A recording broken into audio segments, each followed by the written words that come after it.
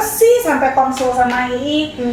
Bahkan ada sampai polisi sekalipun ya, yang orang-orang penting di pemerintahan kadang-kadang mereka bisa konsul. Jadi II membantu klien-klien itu mereka menemukan apa yang nggak balance di cakra mereka.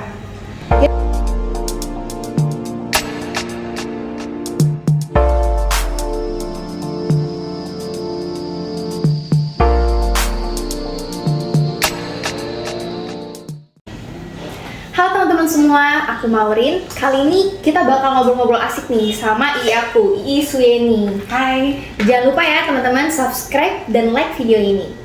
Oke I, aku mau nanya nih. Aku tuh sering banget lihat II ketemu klien, kayak dari teman-teman II sekitar, atau bahkan sampai orang-orang penting kayak orang-orang DPR. Nah, itu tuh konsultasi sama II. Konsultasi apa sih sebenarnya? Oh, itu sebenarnya karena II punya, dikasih gift lah ya, punya kemampuan sebagai chakra leader. Chakra leader itu apa I? Oke, chakra itu base-nya dari chakra, ya. Dimana setiap manusia itu punya 7 chakra dalam tubuhnya, dan 7 chakra ini berbeda dengan otak. Kalau kita otak itu kan kita lebih ke arah otak memberikan perintah, misalnya kita berkedip, kita ngomong, kita menggerakkan tangan, kaki, itu kan semua perintah dari otak ya. Tapi kalau chakra itu lebih ke arah kita secara intelektual. Jadi misalnya seperti kayak Maureen, ketika melihat seseorang kasihan gitu loh, punya welas asih, punya belas kasihnya gitu loh, punya rasa empati, simpati, terus udah gitu kita tergerak hatinya untuk berbuat sosial segala macam, intelektual kita, budi pekerti, itu semua dari chakra. Chakra itu letaknya di mana I? Kayak maksudnya kok I bisa lihat gitu, gimana I caranya? Oke. Chakra itu dalam tubuh kita itu udah pasti ada. Semua orang? Semua orang. Oke. Tanpa terkecuali. Ya, itu bukan semua orang aja, tapi setiap makhluk hidup itu ada cakranya. Bahkan hewan sekalipun. Betul ya. Cuman yang belum mungkin ada, kalau di manusia udah pasti ada 7. Sebenarnya yang terlihat jelas itu 7. Oke. Tapi sebenarnya lebih dari itu. Ya, tapi yang biasa kita pakai itu 7 ya.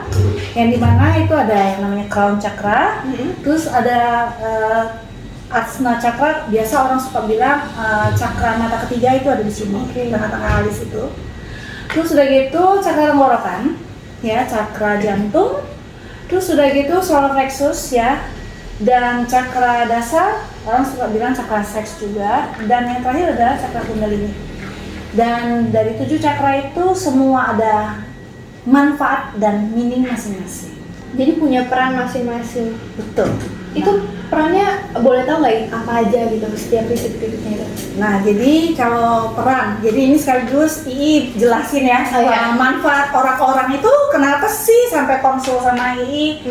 Bahkan ada sampai polisi sekalipun ya, yang orang-orang penting di pemerintahan kadang-kadang mereka bisa konsul. Pada dasarnya sebagai chakra leader ini, kita jangan harus dipisahin dulu sebagai pembaca chakra atau sebagai kayak orang spiritual yang kayak kalau orang Chinese bilang kuamia atau apa tuh namanya tuh bisa lihat masa depan itu ada sedikit different ya. Jadi intinya begini, kayak seperti Maureen. Maureen lagi pengen baca buku. Nah, bukunya itu bahasa Rusia. Ngerti nggak? Nggak ngerti. Nggak ngerti, oke. Nah, kebetulan II bisa bahasa Rusia. Otomatis ketika II baca buku itu II ngerti dong. Iya. Dan II bisa translate nggak kan? Bisa. Nah, seperti itulah seorang chakra leader. Jadi II membantu klien-klien itu mereka menemukan apa yang nggak balance di chakra mereka. Jadi ketika seseorang datang ke aku, mereka konsultasi karena mereka pengen tahu, kebanyakan ya, rata-rata mereka pengen tahu apa sih yang terjadi sama dirinya gitu. Apa sih yang menyebabkan aku bisa ada masalah seperti ini. Biasanya ketika seseorang mendapatkan masalah itu berawal dari karena cakranya yang memang nggak balance gitu. Nah, jadi apa sih manfaat dari cakra itu? Dari 7 itu ada 7 garis kan yang tadi yang I ceritain. Tapi itu masing-masing itu memberikan signal dan memberikan info ke kita apa yang terjadi pada diri kamu sendiri. Misalnya ketika Maureen dicek, crown cakranya ternyata nggak balance loh, energinya kurang begitu strong di situ misalnya. Otomatis crown chakra itu berhubungan segala sesuatu dengan yang namanya spiritual. Ya, bukan spiritual karena seberapa banyak Maureen ke vihara atau seberapa banyak seseorang ke gereja, tapi lebih ke arah adalah seberapa besar mindset kamu, diri kamu percaya dengan yang namanya universe atau kekuatan pikiran kamu sendiri. Jadi kadang-kadang seseorang yang berhubungan dengan confident itu sangat kuat atau sangat sangat cakra crown-nya nggak balance, biasanya kadang-kadang bisa juga berhubungan dengan rasa percaya diri orang. Insecure, betul. So kalau yang insecure, ya mungkin. Karena banyak faktor sebenarnya. Terus yang kedua adalah asna. Asna itu adalah the third eyes chakra. Itu sebenarnya Tuhan itu atau universe itu menciptakan kita itu sudah dikaruniai insting, sebenarnya insting yang kuat. Ya, insting yang kuat. Misalnya kayak Maureen, pernah nggak kalau ketemu sama seseorang terus ngerasa kayaknya nih orang kayaknya baik? Pernah. Atau ketemu orang yang mau dagang sama kamu, nawarin dagang, kayaknya orang ini bohong deh. Pernah gitu nggak? Pernah. Nah itu insting. Setiap manusia itu punya insting, cuman ada yang sangat kuat. Ya, sehingga ada yang normal aja, ada yang kurang. Nah, kalau yang sangat kuat biasanya kadang-kadang di dunia spiritual ada yang disebut anak indigo atau itu salah satu mereka punya asna yang kuat. That's why kenapa mereka disebut indigo, karena memang asna itu warnanya biru. Oke, ini baru tahu ya. Nah, baru tahu. Oke, ya sekarang ngobrol kita sekarang Maureen juga baru tahu ya. Iya, betul. Oke, nah itu fungsi dari asna. Sehingga kalau kita ketemu seseorang ya, kita punya insting. Kita bisa kayak ada, sebenarnya secara bawaan itu kita sendiri itu udah punya kayak guard angel dalam diri kita. Nah, masalahnya itu berfungsi apa enggak? Oke. Ya. Nah, yang ketiga itu adalah cakra tenggorokan. Ya, bukan karena seberapa pandai seseorang berkomunikasi atau bukan seberapa besar orang itu pintar ngomong, tapi lebih ke arah seberapa besar kualitas manfaat yang diberikan ketika dia berbicara. Bisa jadi ada orang yang sangat pendiam, introvert, cakranya, tenggorokannya bagus, balance. Ada yang sangat pandai berbicara tapi dia nggak balance-nya. Itu tergantung dari kualitasnya. Bila seseorang pandai berbicara tapi setiap dia bicara dia menyakitkan hati orang, nah itu pasti dia unbalance gitu ya. Terus yang keempat itu adalah cakra jantung atau heart chakra. Nah, di sini I biasanya bisa mengetahui ada 2 hal ya. Hal yang pertama yang I ketahui itu masalah kesehatan. Apakah orang itu dalam kondisi dia unhealthy? Apa dia punya masalah di jantung? Bukan karena mentang-mentang cakra jantung jadi penyakit jantung ya. Tapi kadang-kadang memang sebagian besar ada orang punya masalah apa di darah, apa dia punya sakit apa, itu bisa ketahuan dari situ. Kalau dia nggak balance, apakah dia punya masalah di kesehatan? Atau yang kedua itu seseorang ini apakah dia punya insting sosial? Insting sosial tuh kayak dia berbuat baik. Kalau kita di Buddhis disebut create karma baiknya, inisiatif untuk berbuat bajikannya. Iya, berbuat kebajikannya itu tuh cukup nggak? Itu orang dalam kondisi, misalnya seseorang datang ke Cici dengan dia punya permasalahan segudang, kadang-kadang bisa dilihat cakra jantungnya juga, apakah dia punya cukup kebajikan untuk menolong dirinya sendiri. Sampai bisa kayak gitu, ya. So kadang-kadang dengan seseorang yang dia nggak balance di cakra jantungnya, kadang-kadang ya Iya juga bisa kasih suggest ke mereka untuk berbuat sosial segala macam, kita mengarahkan. Iya. Gitu, seperti itu. Terus cakra yang kelima itu solar plexus. Solar plexus itu adalah tempat menampungnya semua, menyerap, bukan menampung, tempat menyerapnya semua energi kita. Jadi ketika kita menyerap itu dari solar plexus, tapi ketika kita menampung itu dari cakra dasar. Yang cakra dasar itu 2 jari di bawah pusat. Kalau solar plexus itu di sini, ulu hati. Kalau jantung itu di tengah-tengah sini. Pernah dengar nggak sih kalau orang lagi stres terus tiba-tiba sakit emah? Iya, emahnya kambuh atau Emahnya kambuh, asam lambungnya naik. Iya. Itu sebenarnya ujungnya adalah kenapa? Dia stres itu dia menyerap energi, entah itu dari berupa informasi, entah itu berupa visual, entah itu berupa apapun itu bentuknya. Dia menyerap itu dan dia kepikiran, masuk ke crown, dia kepikiran, ke asna dia kepikiran, terus akhirnya dia di sini solar plexus jadi nggak nyaman, otomatis asam lambungnya naik. Karena solar plexus ini tempat dia menyerap semua energi, mau itu positif mau itu negatif. Misalnya Maureen lagi duduk di satu tempat, angin lagi berhembus, enak ya rasanya ya. Berarti angin yang berhembus membuat kamu nyaman, itu adalah hal positif dari angin yang bertiup. Itu menambahkan energi positif ke Maureen. Oke. Tapi bisa juga dong, kamu punya teman, pernah nggak punya teman toksik? Iya. Oke. Jadi nggak nyaman. Nah, terus kamu merasa suka ngobrol sama orang kayak gitu? Kurang. Oke. Nah, kalau orang toksik, lingkungan kita seperti itu, otomatis yang kita dapat juga energinya banyak negatif. Misalnya orang itu sering marah-marah, sering ngegerutu, apa aja digerutuin. Ya, misalnya orang lagi jalan tuh, bajunya jelek banget sih, misalnya gitu, ya kan? Itu kan negatif. Nah, ketika kamu sering di tempat yang negatif, otomatis solar plexus kamu juga bisa terganggu. Nah, yang paling banyak orang kalau nanya, apalagi konsul ke JI Suyeni itu, terutama banyak ngomongnya tentang karir, tentang rezeki. Gimana nih, Cici aku bisa dapat duit banyak. Nah, itu berhubungan juga dengan solar plexus ini. Kalau selama dia lingkungannya atau dia tidak didukung tempat penyerapan energi yang baik, ya otomatis itu akan berpengaruh ke yang nomor 6. Halo, ini adalah video koreksi dari video yang sebelumnya. Ternyata ketika menjelaskan cakra ke-6 tuh ada sedikit miss ya. Dan ini saya melengkapinya. Cakra ke-6 yaitu cakra seks. Sebenarnya bukan cakra yang berhubungan dengan seksualitas, tapi ketika Anda nggak balance di cakra seks ini, otomatis yang saya ketahui adalah bagaimana kreativitas Anda mendapatkan penghasilan atau bagian dari prosperity Anda.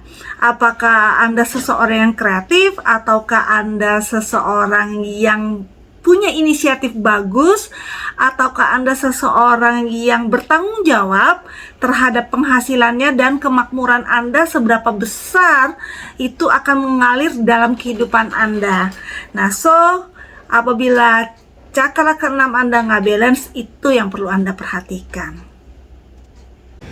Yang ke-7, nah ini yang paling kompleks. Nah, ini agak seru ya nomor 7. Kenapa nih? Kompleksnya kenapa ini? Coba dong jelasin.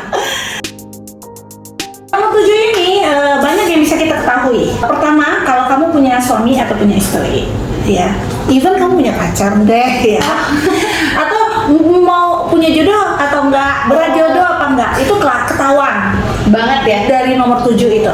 Dia balance apa enggak. Dari situ II bisa tahu, ya.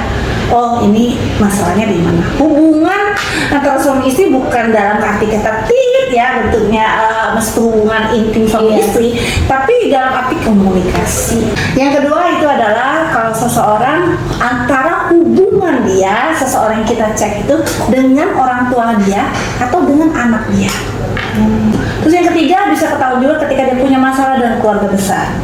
Even kadang-kadang sampai orang tua dia punya masalah, misalnya nih yang paling sering terjadi kadang-kadang perebutan warisan. Itu antara dia dengan keluarga besar kan kadang-kadang kan, atau dengan saudara-saudaranya. Nah, itu ketahuan. Terus yang berikutnya bisa ketahuan juga kalau seseorang dia punya masalah, dia kena energi negatif. Energi negatif itu apa? Ada aja sih. Seseorang misalnya di dunia ini, jangan bilang sekarang saat ini modern kayaknya hal-hal tahyul itu nggak mungkin. Tapi ada aja. Ketika seseorang dia nggak suka nih sama Morin, Morin suaranya bagus, aku nggak suka sama suaranya, aku pengen ngalahin Morin. Dia pergi ke tempat seseorang yang punya kemampuan spiritual juga, terus dia send energi negatif ke Morin, itu bisa. Atau kayak santet gitu ya? Macam-macam.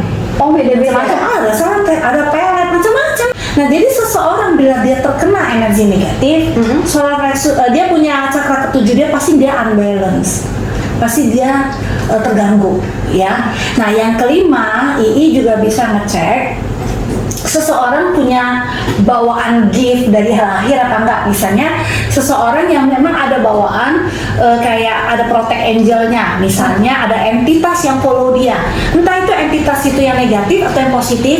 Kalau dia positif, pasti dia punya yang tujuannya tuh balance banget, sangat tinggi energinya. Tapi kalau misalnya dia entitasnya negatif, dia juga bisa nggak terlalu bagus. Atau dia pergi ke satu tempat, terus dia make a wish yang dimana tempat itu mungkin kita nggak 100% itu clear energinya good atau gimana, terus tiba-tiba dia pulang bawa oleh-oleh entitas gitu loh. Ya tiba-tiba dia nggak bisa tidur, nyenyak, dia mimpi buruk, diganggu. Nah itu ketika seseorang punya pengalaman kayak gitu, bisa jadi cakra tujuhnya terganggu. Ini yang aku penasaran, jadi kan intinya harus dibalance kan. Nah, pasti teman-teman juga pada penasaran ya, gimana cara ngebalance-nya? Banyak triknya cara ngebalance-nya.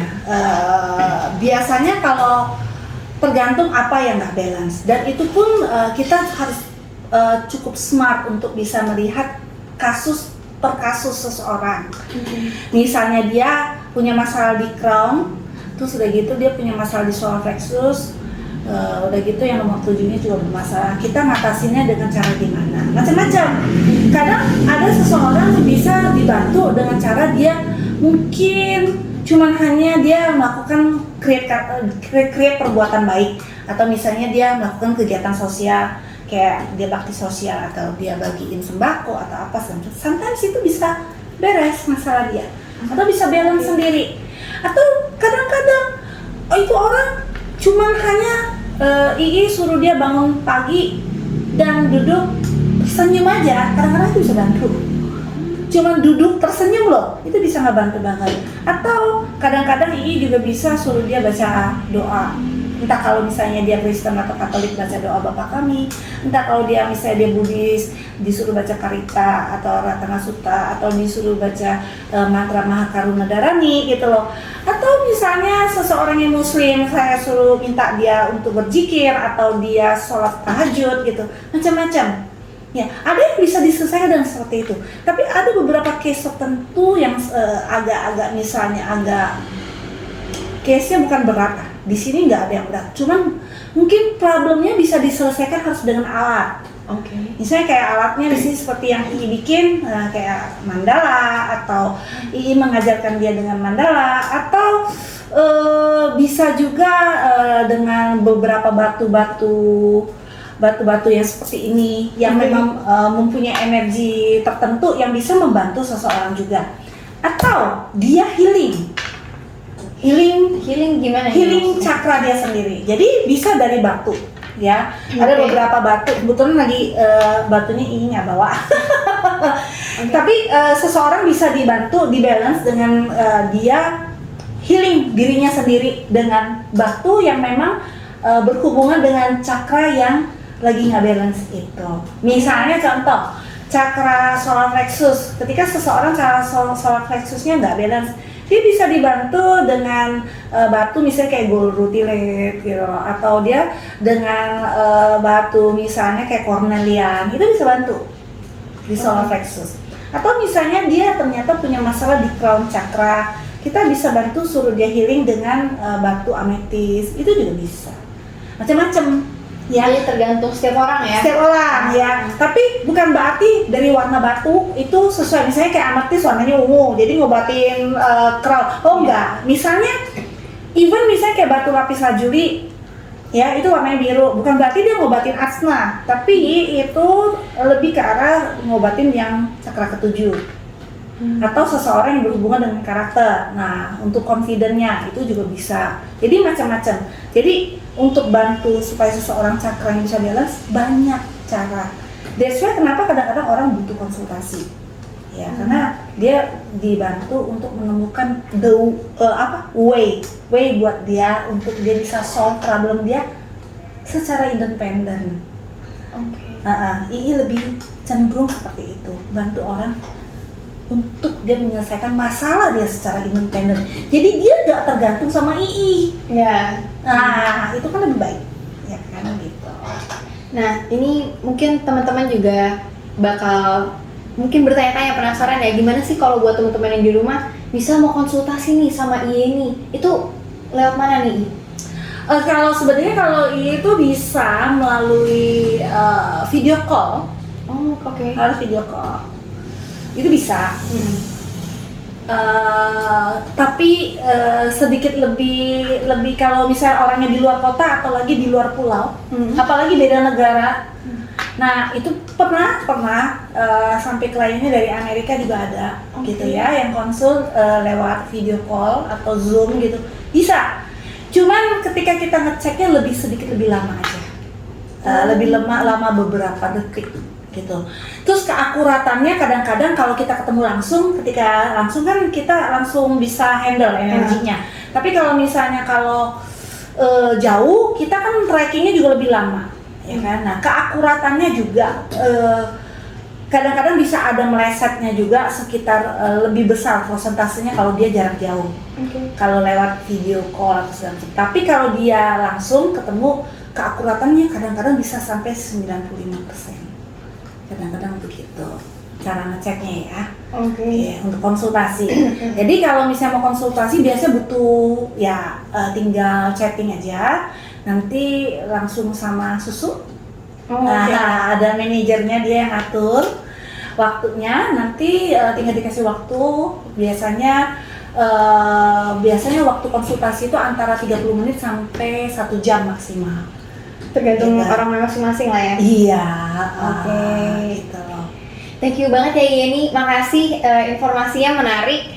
Buat teman-teman yang mau tahu lebih banyak lagi tentang Yeni, apa nih soal cakra atau mandala dan masih banyak lagi, pantengin. Masih banyak cerita. Oh ya, masih banyak cerita. Jangan lupa teman-teman pantengin channel YouTube ini. Oke. Dan juga satu hal lagi, biasanya kebanyakan orang suka nanya sama II. Fee-nya berapa? Iya. Lebih ke arah donasi aja. Jadi benar-benar orang yang memang butuh bantuan, ya silakan kontak aja dan feel free aja, gitu loh. Bisa kontak langsung ke II, bisa juga kontak langsung ke ada yang namanya CD Counseling, itu feel free banget. Nah, terima kasih banyak ya Yeni untuk informasinya. Sampai jumpa teman-teman. dah.